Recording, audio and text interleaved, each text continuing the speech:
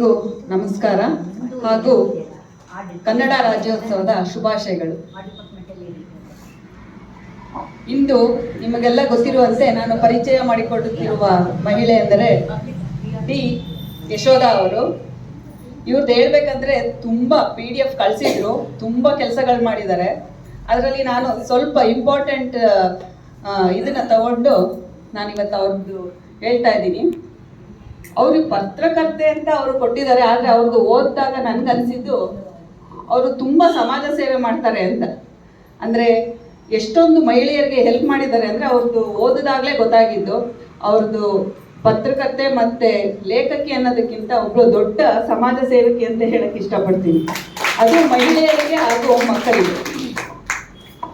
ಇವರು ಬೆಂಗಳೂರಿನವರು ಹಾಗೂ ಡಿ ಯಶೋಧ ಅವರು ಪತ್ರಕರ್ತೆ, ಲೇಖಕಿ, ಆಪ್ತ ಸಮಾಲೋಚಕಿ. ಇವರ ತಂದೆಯ ಹೆಸರು ಧನಂಜಯ ರಾಜು, ತಾಯಿ ಸರಸ್ವತಿ, ಪತಿಯ ಹೆಸರು KP ಪ್ರತಾಪ್ ರಾಜು ಹಾಗೂ ಮಗಳು ಪ್ರಣತಿ.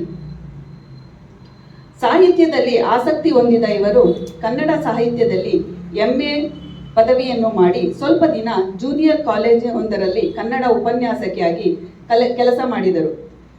ಪತ್ರಿಕೋದ್ಯಮದ ಸೆಳೆತ ಇವರನ್ನು ಏಷ್ಯನ್ ಕಾಲೇಜ್ ಪತ್ರಿಕೋದ್ಯಮ ಆಫ್ ಜರ್ನಲಿಸಂಗೆ ಸೇರುವಂತೆ ಮಾಡಿತ್ತು. ಅಲ್ಲಿ ಡಿಪ್ಲೊಮೊ ಇನ್ ಜರ್ನಲಿಸಂ ಮುಗಿಸಿ ಕನ್ನಡಪ್ರಭ ಪತ್ರಿಕೆಯಲ್ಲಿ ಕೆಲಸ ಆರಂಭಿಸಿದರು. ಪತ್ರಿಕೆಯ ವಿವಿಧ ವಿಭಾಗಗಳಲ್ಲಿ 14 ವರ್ಷ ಕೆಲಸ ಮಾಡಿ ಬಳಿಕ ಭಾರತೀಯ ವಿದ್ಯಾಭವನದ ಮಾಧ್ಯಮ ಭಾರತಿಯಲ್ಲಿ 4 ವರ್ಷಗಳ ಕಾಲ ಅಧ್ಯಯನ ಸಂಯೋಜಕಿಯಾಗಿ ಕೆಲಸ ನಿರ್ವಹಣೆ ಮಾಡಿದ್ದಾರೆ. PG ಜರ್ನಲಿಸಂ ವಿದ್ಯಾರ್ಥಿಗಳಿಗೆ ಪಾಠ ಮಾಡುವುದು ಮತ್ತು ಮಾಧ್ಯಮ ಚಟುವಟಿಕೆಗಳನ್ನು ಆಯೋಜಿಸುವುದು ಮುಖ್ಯ ಕೆಲಸವಾಗಿತ್ತು. ಭಾರತೀಯ ವಿದ್ಯಾಭವನದಲ್ಲಿ ಕೆಲಸ ಮಾಡುತ್ತಿರುವಾಗಲೇ ಸಿಕ್ಕಿಂ ಮಣಿಪಾಲ್ ಯೂನಿವರ್ಸಿಟಿಯಿಂದ MA JM master of arts in journalism and mass communication ಮಾಡಿಕೊಂಡರು. ನಂತರ ಇವರು ಕೌನ್ಸೆಲಿಂಗ್ನಲ್ಲಿ ಡಿಪ್ಲೊಮೊ ಪದವಿ ಪಡೆದುಕೊಂಡು ಸುಮನ ಆಪ್ತ ಆವರಣ ಎಂಬ ಸಂಸ್ಥೆಯನ್ನು ತೆರೆದಿದ್ದಾರೆ. ಪ್ರಸ್ತುತ ಇವರು ಇಂಡಿಪೆಂಡೆಂಟ್ ಜರ್ನಲಿಸ್ಟ್ ಹಾಗೂ ಆಪ್ತ ಸಮಾಲೋಚಕಿ. ಯಶೋಧರವರು 9 ಪುಸ್ತಕಗಳನ್ನು ಪ್ರಕಟಿಸಿದ್ದಾರೆ.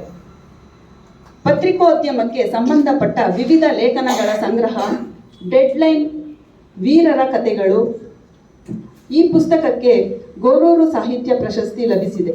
ನಂತರ ಇವರದೇ ವಿಸ್ತೃತ ಆವೃತ್ತಿ ಸುದ್ದಿ ಬಿಂಬ ಮೈಸೂರು ವಿವಿಯಿಂದ ಪ್ರಕಟವಾಗಿದೆ.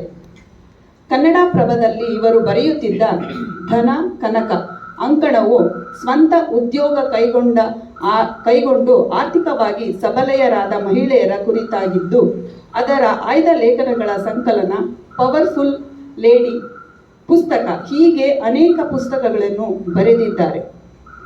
ಕರೋನಾ ಸಂದರ್ಭದಲ್ಲಿ ಆನ್ಲೈನ್ ಮೂಲಕ ನಡೆದ ಸಾಹಿತ್ಯ ಕಾರ್ಯಕ್ರಮಗಳಲ್ಲಿ ಭಾಗವಹಿಸಿದ್ದಾರೆ.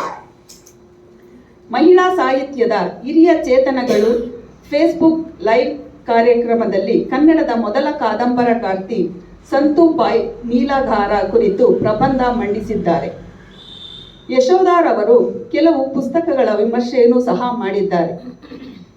ವೇದಿಕೆ ಕಾರ್ಯಕ್ರಮದಲ್ಲಿ ಸುಮಂಗಲಿ ಸೇವಾಶ್ರಮದ SG ಸುಶೀಲಮ್ಮ ಜೀವನ ಚರಿತ್ರೆ ಕುರಿತು MV ತ್ಯಾಗರಾಜ್ ಬರೆದಿರುವ ಅನನ್ಯ ಚೇತನ ಪುಸ್ತಕ ಪರಿಚಯ ಮಾಡಿದ್ದಾರೆ.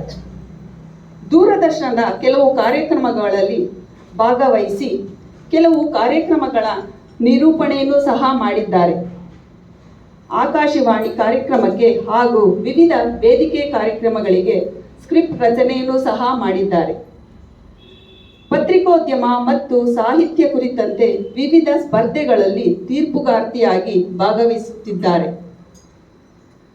ಸುಮನ ಆಪ್ತ ಆವರಣ ಸಂಸ್ಥೆಯನ್ನು ತೆರೆದಿರುವ ಯಶೋಧರವರು ಶಾಲಾ ಕಾಲೇಜುಗಳಲ್ಲಿ, ಸಂಘ ಸಂಸ್ಥೆಗಳಲ್ಲಿ, ಮಹಿಳಾಶ್ರಮ, ವೃದ್ಧಾಶ್ರಮ, ವಿವಿಧ ಕಡೆಗಳಲ್ಲಿ ಕೌನ್ಸೆಲಿಂಗ್ ನೀಡುವುದು, ಶಾಲಾ ಕಾಲೇಜುಗಳಲ್ಲಿ ವಿದ್ಯಾರ್ಥಿಗಳಿಗೆ ಮತ್ತು ಶಿಕ್ಷಕರಿಗೆ ಪ್ರತ್ಯೇಕ ಕೌನ್ಸೆಲಿಂಗ್ ನೀಡುವುದು, ಪತ್ರಿಕೋದ್ಯಮ, ಸಾಹಿತ್ಯ, ಕನ್ನಡ ಭಾಷೆ ಕುರಿತಂತೆ ವಿವಿಧ ಕಾರ್ಯಕ್ರಮಗಳ ಕ್ರೀಡೆ, ಮನೋರಂಜನಾ ಕಾರ್ಯಕ್ರಮಗಳು ಮತ್ತು ಆಯೋಜನೆ ಸಹ ಇವರು ಮಾಡುತ್ತಾರೆ.